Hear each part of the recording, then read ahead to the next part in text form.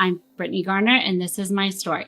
Exactly a year ago, on April 27th, I was set to run my third half marathon, and about 10 minutes before the race end, felt a horrible pain go up my neck and into my head. And I was instantly super disoriented and confused. I don't remember a lot of the first 12 and a half miles. I remember ringing noises. I remember running into trees and into a couple of parked cars. I was so confused that I just kept trying to run and walk and stumble.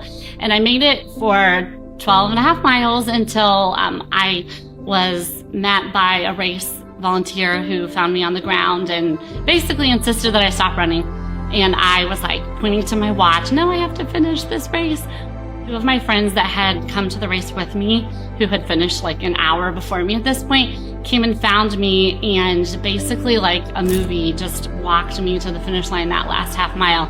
It was evident that I needed medical help. I was then taken by ambulance to Riverside Hospital, where it was found that I had 3 pretty significant strokes. When I was 11, my mom died at age 38. And she had died from a brain tumor that we didn't know about. And so I was having flashbacks to, oh my gosh, I'm gonna die like my mom. And I'm going to leave behind my husband and my kids, just like I was left 25 years before.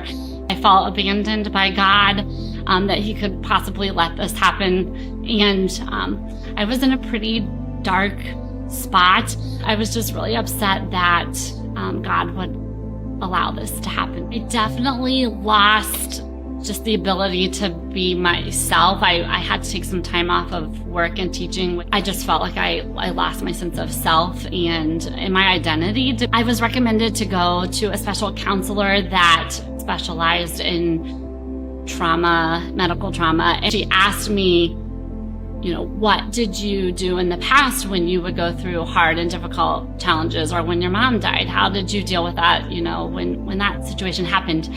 And I kind of laughed and I was like, well, I'm a Christian. I go to church. I read my Bible. I pray.